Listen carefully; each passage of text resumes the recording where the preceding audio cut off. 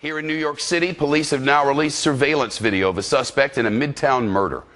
And this freeze frame shows the accused gunman on the left side of your screen, just seconds before cops say he murdered the man on the right-hand side of your screen.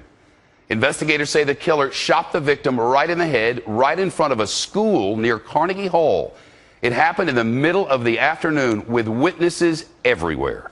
When I heard the shot and I turned around and I see him drop on the floor. It was just so much blood and it was just coming out like almost like a geyser. Police have identified the victim now as this man, Brandon Lincoln Woodard.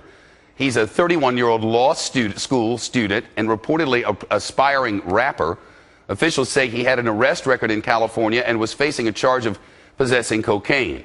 The New York Post newspaper, which our parent company owns, reports Woodard also once complained that bodyguards for the R&B superstar Usher roughed him up at a concert. Of course, that was back in 2004, but that's what we know about him. And as of now, there is nothing to indicate exactly why a gunman would target Woodard for death on a busy Manhattan street.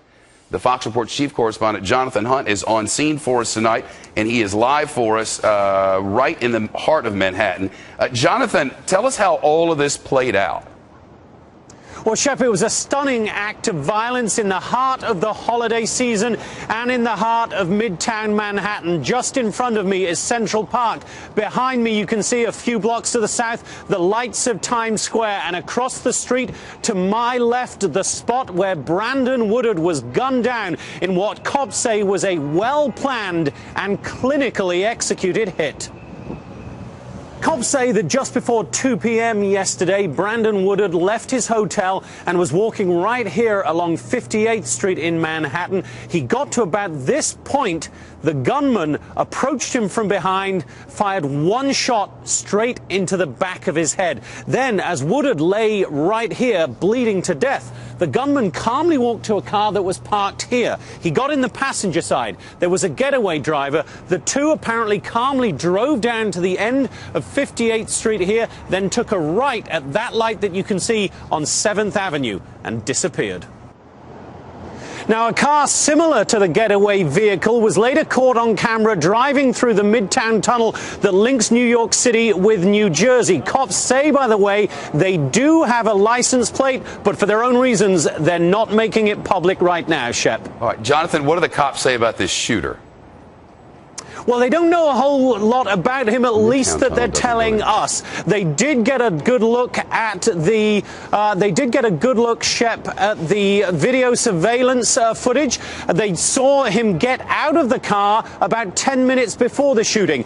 He pulled his hood up after a few seconds, but before that, they say they believe they could see that he was bald and may have had a beard. But what was most striking to them and us was just how calm he was as he killed. Listen. It was very brazen, if that's what you mean. Certainly, there's a lot of people in that general area. Obviously, a lot of cameras in New York City. So, you can characterize it as either being brazen or being foolhardy. We'll see.